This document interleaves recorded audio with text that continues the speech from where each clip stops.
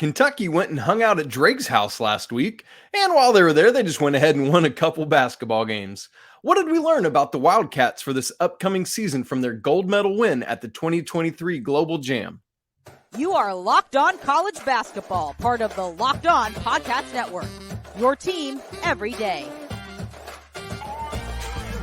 Hey there, what's up? Welcome into the Locked On College Basketball Podcast, the only daily national college hoop show out there. I'm your host today, Isaac Shade, and I want to thank you for joining us for your first listen or watch of the day.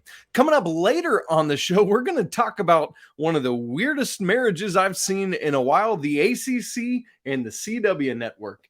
I don't know, but we'll talk about it. But before we get to all of that, we got to talk about Kentucky's gold medal win at the GLOBL Jam up in Canada. Joining me to help us do that is the host of Locked On Kentucky, coming at us from SEC Media Days, Mr. Lance Daw.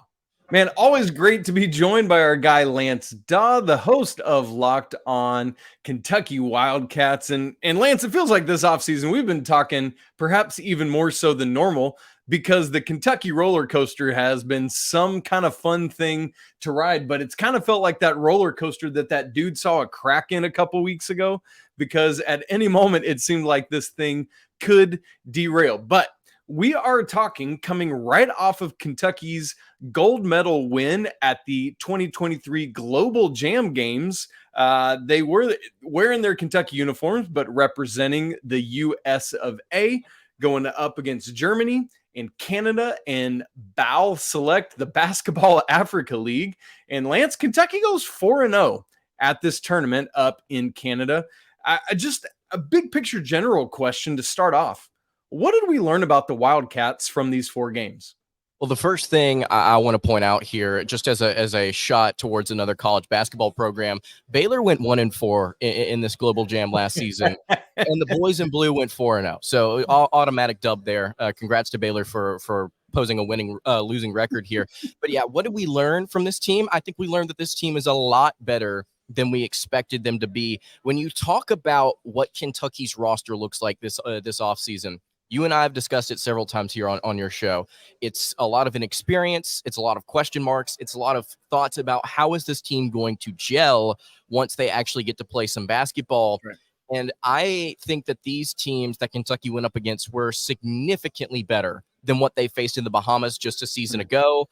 And I think a lot of people would agree with that. The chemistry that these Wildcats had, they didn't turn the ball over a lot.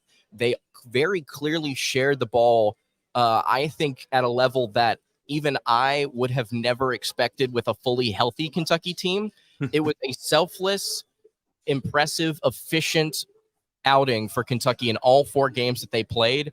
And I am very impressed with just the maturity that this young squad seemed to have shown throughout all of these games. DJ Wagner, Antonio Reeves, Reed Shepard, all of these different guards that I had questions about in terms of how are they going to handle the ball with each other. Rob Dillingham, very ball dominant guards. And again, like I mentioned a minute ago, they shared the rock so well. I mean, they distributed very well. And without your two bigs, I think Kentucky looked about as good as they possibly could.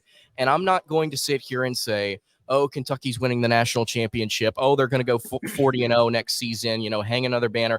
But Isaac, you and I have been discussing throughout this offseason just how disappointing things have been with Coach Cal and with how Kentucky has handled themselves. I think this was a very much so needed breath of fresh air for Big Blue Nation to get to see their team as a whole, all the different random parts that they feel like they've kind of scrounged together here to late.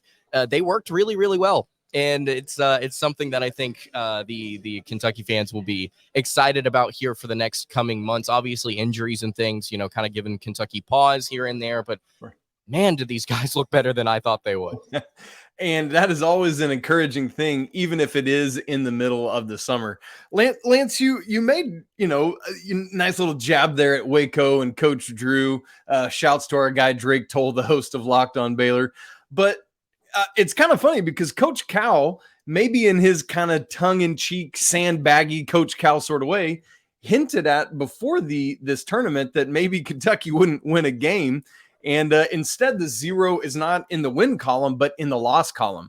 Do you think this is just a case of typical Coach Cal sandbagging, or do you think there was legitimacy to him suggesting that they might not do well in the tournament? I think you have to look at and you understand this, Isaac. Look at what was going on heading into this. Yeah. Kentucky at one point here just a few weeks ago had 7 scholarship players, right? They were thin and they were searching for answers. They picked up a couple of 3 stars. People melted down about it. You get a transfer in Tre Mitchell, who I think has been an incredibly valuable addition to this team. And I think he showed it time and time again through the 4 different games that Kentucky played. He's going to be a very fun stretch big for the Wildcats. Big time pickup. There was a lot of negativity surrounding Coach Cal and heading into this offseason, obviously, because of the loss to St. Peter's a couple of seasons ago and the round of 32 exit this season. There's just so much going against Kentucky. And you look at the roster immediately heading into it. Sure, you picked up a couple of pieces, but Aaron Bradshaw's hurt. Your starting center, you've got Onyenso. Oh, looks like he's not going to be able to go throughout this entire tournament. He's in crutches. And so I think Cal setting the expectation of, hey, look, don't expect us to do anything in these games. We're young, we're learning, and I think the biggest thing we're coming out of this is, can we focus on our positive state of mind? Can we focus on getting better through these first 4 games before we actually get into legitimate play in November? And I think that was a realistic, understandable expectation. Now, did he know something that we didn't know? Did he know that, we're still going to go out there and dominate these guys because of our athleticism or XYZ? Sure, maybe. But to only have 8, 9, 10 practices underneath your belt without your 2 bigs heading into this one against much better competition than you faced last year, that's right. I think that the expectations that he spoke of were realistic. And I continued to harp on those throughout the GLOBL Jam, even after the first couple of games, where I'm just like, okay, sure, Antonio Reeves shot 50+% from 3. Sure, Kentucky just body bagged them on offense, but they're not going to do that this entire tournament. And then they proceeded to do it the entire round robin. I mean, I'm genuinely surprised by it. And to be honest with you, I think Cal was coming into this with probably a little bit of, okay, let's try and set the stage for these fans so that they don't melt down whenever things potentially go bad. Because I genuinely do believe in his mind and in the coaching staff's mind, hey, look, we're down players, we're young, this could go bad. Well, and Lance, you just talked about it being down players, particularly, that's a tough word to say on them early in the week. You got Onyenso and Aaron Bradshaw. And so, listen, I know there had been like weeping and gnashing of teeth when Sheboy decided to stay in the draft, when Hunter Dickinson chose Kansas instead of Kentucky. And, it's like, what is this front court going to be? Thank goodness we've got Bradshaw coming in. Thank goodness we've got Onyenso deciding not to transfer after all. But then both of those guys are missing. Thank goodness for Tre Mitchell. And so, Lance, how, eventually Onyenso is going to be healthy. Eventually Bradshaw is going to be healthy. Do you forecast that will be a help to the front court when those guys are back? Or do you think it muddies up what feels like now a much more formidable front court? Well, this is something that we're probably going to talk about a little bit more in depth on the show here in just a minute, but you watch the way this offense operated with Tre Mitchell at the 5, and something that we've continued to discuss, and fans of my show very much so understand, Kentucky fans very much so understand, this offense has been brutal to watch at times under Coach Cal, and the lack of adjustments and transition to, I think, a modern style approach to the game, an Alabama style approach to the game, where you just go 5 out, you spread them, and you let the athletes run, get to the rim, kick it out, and shoot it. You didn't really see a whole lot of that, even with players that over the past couple of seasons, the Wildcats probably could have done that very well with. And so heading into this with Tre Mitchell at the 5, it forced Kentucky to do some interesting things.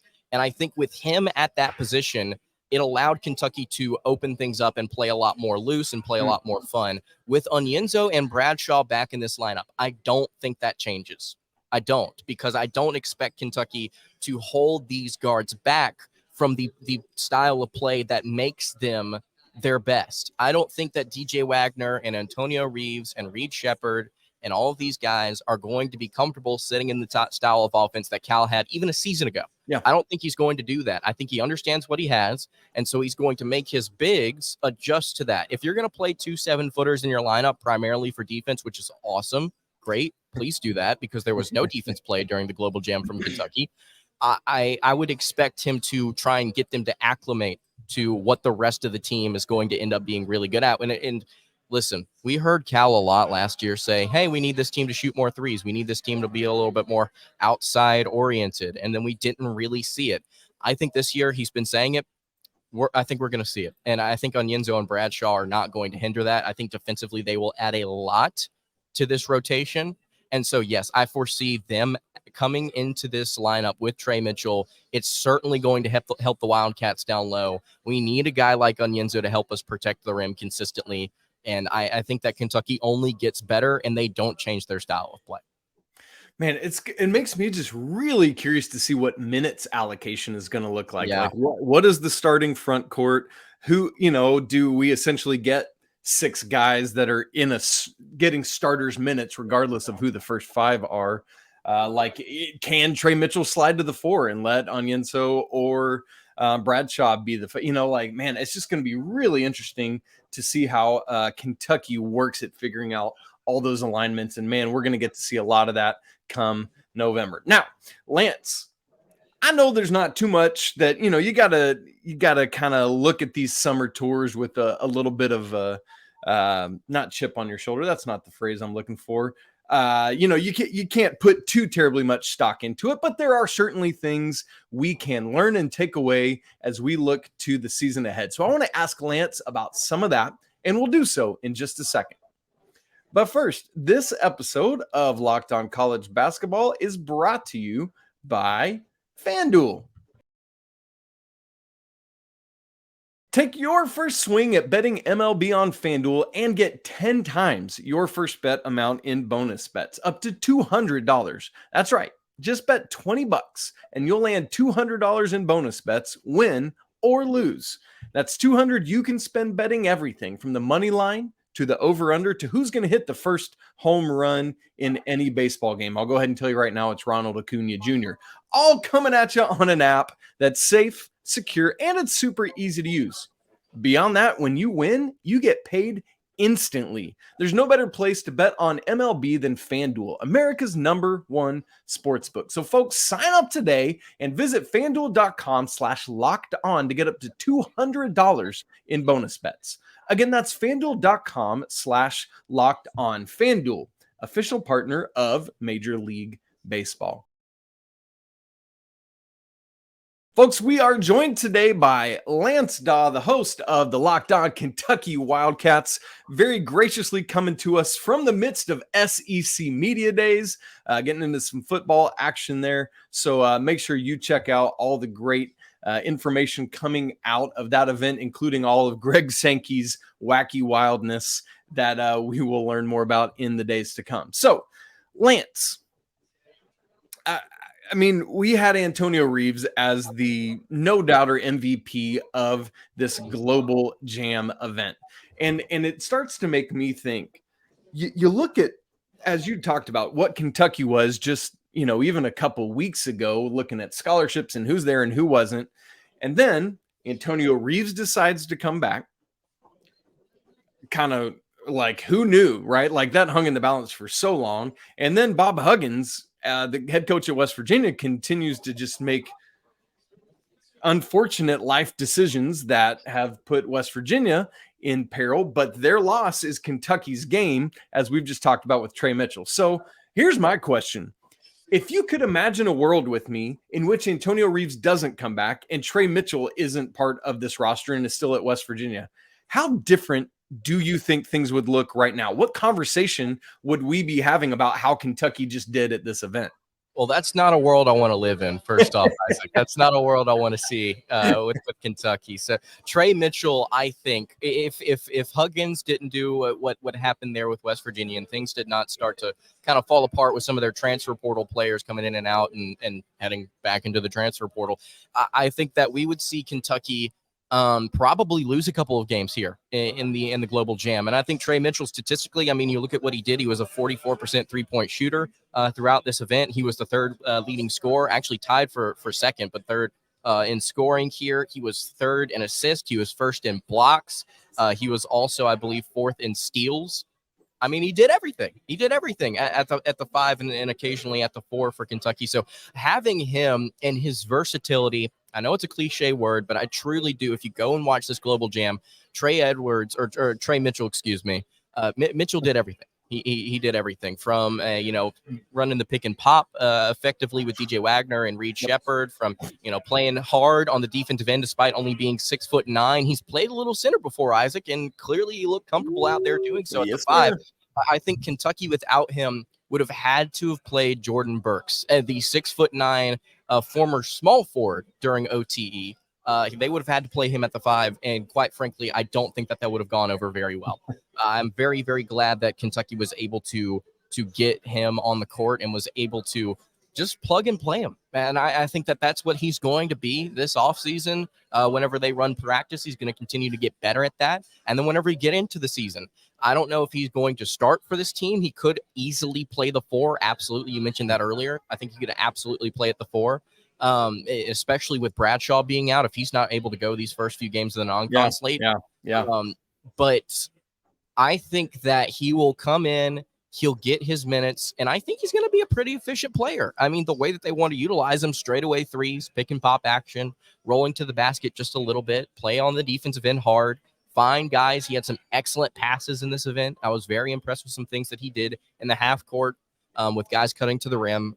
So overall, I think just a very versatile, talented, and knowledgeable player. You can tell just based on the way that he and Reeves played throughout this event. And obviously you asked about Reeves as well, potentially not coming back. We'll slide to him now. Those two guys played like they knew what they were doing. And obviously the team as a whole, they balled out, they scored, but you could tell based on the communication, based on the signaling, based on how they were talking in the huddle, these guys knew what was going on, and they were able to kind of relay that to these freshmen who were kind of getting their first game action together as a complete team. Obviously, we saw DJ Wagner step up in a big way. Obviously, we saw Reed Shepard. I'm not discounting them just because they're freshmen. What I'm sitting here saying is if you go back and watch it, you can tell just based on the way that they were operating on the court and based on the way that they were operating in between plays, they were the experienced veteran guys that I think Kentucky needed for this roster this upcoming season. So you say, what would the world look like? I think there would be a lot less direction. I think there would be a lot less consistency. You wouldn't have a big man. And then with Antonio Reeves, you wouldn't be getting those buckets, because what Antonio Reeves did in these 4 games was just incredibly impressive. He was the leading scorer, averaged 23 points per game. He went from 3 of 7 from 3 to 3 of 6 from 3 to 8 of 11 in the 3rd game. And I kept saying on my show, well, he's going to cool down. Okay, well, he shot better, a little bit better. He's going to cool down. 8 of 11 from 3. He's going to cool down. And it wasn't just the threes, Isaac. It was the tough mid-range jumpers that experienced players, whenever they get to their spots, they know what to do. He was able to knock them down consistently. Just a tough shot maker. If you didn't have Tre Mitchell, you wouldn't have a big man that was incredibly versatile. And if you didn't have Antonio Reeves, you wouldn't have the leadership and you wouldn't have that scoring. Those are the 2 things that he's going to bring to this team this year. And by golly, I'm glad that he is with the Wildcats. Well, West Virginia was very kind to Kentucky in the previous couple of years with Oscar Tshiebwe, and it seems like that is the case again in the form of Tre Mitchell, and Antonio Reeves is picking up right where he left off at the end of last season. Lance, here's my last question for you. I alluded to it coming out of the last segment, but I know we have to be careful with not putting too much stock into what we take away from these type of events. But there are definitely things to be learned. So at the big picture level, as we think about the season ahead, what are your updated expectations for this Kentucky team after having seen these 4 games? Well, I think it definitely raises their floor. I think that the Wildcats are in a unique position with the way that they have built this roster. We've talked about this offseason is the negative aspect of it. It's a very young team. How are they going to gel? Does that mean postseason success? And Cal, throughout this Global Jam, it's interesting the way that he kind of carried himself, the way he talked about it, just explaining that he feels comfortable. This is something that he's familiar with. He can run stuff like he used to. He can talk to the kids like he used to. And I don't know if that's necessarily going to translate to 30 wins. I don't necessarily know if it's going to translate to a national championship, but I think Kentucky fans should feel more comfortable about the floor of this team, not completely bottoming out, because they have shooters, they have offense, They have confidence. And I think if you start to build some of that chemistry, you're going to find yourself in a good position come March. And obviously, it's difficult to predict what any team can do in the NCAA tournament. But as far as adjusting my expectation, I think the floor of this team in the SEC and the floor of what this team could do in the postseason has been raised, because I was genuinely impressed. Like I said at the beginning of the show, genuinely impressed with the way that this team collectively came together and ran their stuff, at least on the offensive end of the floor. You start to build a little bit of that chemistry. You start to build a little bit between these guards and get that front court back. Kentucky can be a very dangerous team. They can be a very dangerous team. Should be another exciting year in the SEC, and hopefully for Big Blue Nation's sake, it will not be one that goes the way of the past couple years. Lance Daw, thank you so much for joining us. As always, massive congrats to you. Just past 5,000 subscribers on YouTube. What a big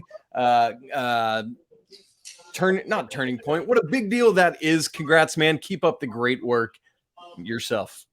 Yes, sir. Appreciate it. Thank you so much for having me on, man. We learned late last week that the CW Network and the ACC have reached a broadcast agreement that will allow the CW to broadcast 50 games in the ACC for each of the next 4 seasons. Is this a match made in seventh heaven? We'll talk about it in just a second.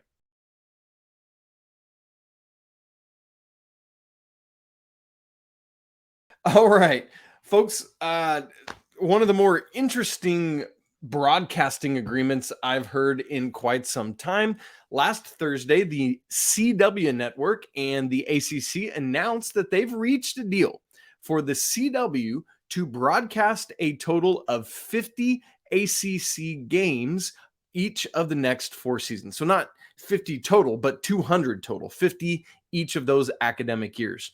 And that's going to be spread out amongst ACC football, ACC men's basketball, and ACC women's basketball. As you would imagine, men's basketball gets the vast majority of that.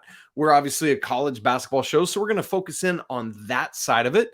But just to give you the fuller picture, I'll give you the whole breakdown of it. So again, this will start this season, 2023-24, and go all the way through the 26-27 academic year. So the first broadcast is going to be Pittsburgh hosting Cincinnati in a non-conference football game on September 9th. That will be the first of 13 ACC football games this season. That'll be only on Saturdays. I would just imagine we'll see it be every Saturday in a row. And then for women's basketball, there will be 9 women's games aired on Sunday afternoons in December, January, and February. But then a total of 28 men's basketball games, which is what we're here to talk about. Those will be double headers on Saturdays in those same 3 months, December, January, and February. And so 13 football games, 9 women's basketball games, and 28 men's basketball games does add up to 50 for those of you who care about such things like me. Numbers have to work together for me. So this is how this goes. It's like, wait, I thought the ACC had this agreement with ESPN that was like a 2-decade deal that still has quite a while, more than half left on it, which is true. The ACC and ESPN entered into that agreement back in July of 2016, and it runs all the way through the 2035-36 academic year. But this is how it works. So Raycom Sports, if you're familiar with them for ages, they were like kind of the face of ACC basketball. That's who you went to and the voices that you heard for that. And what Raycom Sports would do is sublicense, or right now what they do is sublicenses games from ESPN. And so whenever they're going to be doing events, it's almost like, I've leased an apartment and then I'm going to be gone for a while. And so I sublease it to someone else. It's that same kind of thing. ESPN has all the agreements to the media rights for ACC, and then Raycom buys some of those events off of them. So Raycom then has sold the rights of these 50 games to the CW. So these are all going to air on the CW, but it will be the production of the broadcast will be done by Raycom Sports. So CW, like what? I don't know. It could be great. It could be terrible. But it makes me think, I joked about seventh heaven a minute ago. Like I guess we're going to be watching Dawson's Creek or whatever. That's just, I just don't see this, right? It doesn't make a ton of sense to me. Anytime a new company starts broadcasting something, it feels like it usually takes a while before they've really got it figured out. Like I think about Apple TV Plus broadcasting baseball games right now. Like I don't necessarily love all the graphics and I don't necessarily love the commentators. So we'll just have to see, like, who are the commentators going to be? Will they get, the people you typically expect from regional sports network productions, some of the talent that's been on Raycom Sports? Will they be able to get some of the ESPN talent? We'll have to wait and see on that. Similarly, what is the score bug? What are the graphics going to look like? We know that CW, their only other sports thing they do is that they're the exclusive broadcaster of Live Golf. Live, the spinoff of PGA. Several men's professional golfers have gone off to Live. Well, that is all on CW Network. So there is some experience with sports, but that's it. This is just the second foray for the CW into sports broadcasts. And so I don't know, the graphics for Live Golf events are kind of interesting. And so we'll have to wait and see on that. So again, ESPN and the ACC have, over a decade left on their media rights deal. Maybe this is a way that Commissioner Phillips is trying to work towards creating more revenue in an effort to catch up with the SEC and the Big Ten and their more lucrative, newer media rights deals. It doesn't seem like a step forward. It seems like a step sideways at best to bring in CW, unless there's just a ton of money coming in through this. But, like with it going, them buying out Raycom events and Raycom sub-licensing from ESPN, it's like, we'll just have to see how that money is shared around. So Commissioner Phillips, in the ACC release of it, says, quote, "We are thrilled to be adding the CW to our weekly television lineup for ACC football and basketball games. The CW's national distribution will directly benefit our student athletes, teams, alumni, and fans. We appreciate ESPN and Raycom working together and look forward to the partnership with the CW."